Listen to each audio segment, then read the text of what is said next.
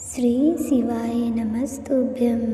आप सभी का हमारे YouTube चैनल पर बहुत बहुत स्वागत है। आज की इस वीडियो में हम आपके लिए शनि प्रदोष व्रत की कथा लेकर आए हैं। जो प्रदोष व्रत शनिवार के दिन पड़ता है उसे शनि प्रदोष व्रत कहते हैं। आइए शुरू करते हैं शनि प्रदोष व्रत की कथा।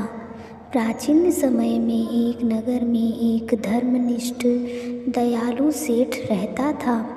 वह धन दौलत और वैभव से संपन्न था। उसके यहाँ से कभी भी कोई खाली हाथ नहीं लौटता था। वह सभी को जी भरकर दान दक्षिणा दिया करता था।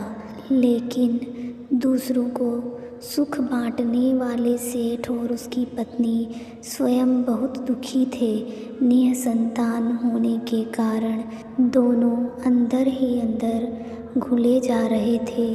एक दिन दोनों ने तीर्थ यात्रा पर जाने का निश्चय कर लिया और अपना काम काज सेवकों को सौंप कर चले गए। अभी नगर के बाहर ही निकले थे कि उन्हें एक बड़े से पेड़ के नीचे समाधि लगाए एक तेजस्वी साधु दिखाई दिए। दोनों ने सोचा कि साधु महाराज से आशीर्वाद लेकर ही आगे की यात्रा शुरू की जाए।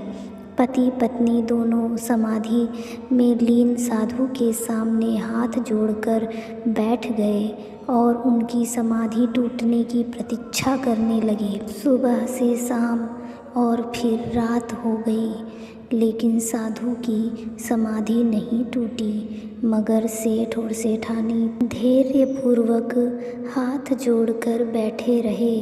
अगले दिन प्रातःकाल जब साधु समाधि से उठे तब सेठ और उसकी पत्नी को देखकर वह मंद मंद मुस्कुराए और आशीर्वाद स्वरूप हाथ उठाकर बोले, मैं तुम्हारे अंतर मन की व्यथा भाप गया हूँ। हे वत्स, मैं तुम्हारे धैर्य और भक्ति भाव से अत्यंत प्रसन्न हूँ। साधु ने संतान प्राप्ति के लिए उन्हें शनि प्रदोष व्रत करने की विधि बताई और शंकर भगवान की वंदना करने के लिए कहा। तीर्थ यात्रा के बाद दोनों वापस घर लौट आए और नियम पूर्वक शनि प्रदोष का व्रत किया।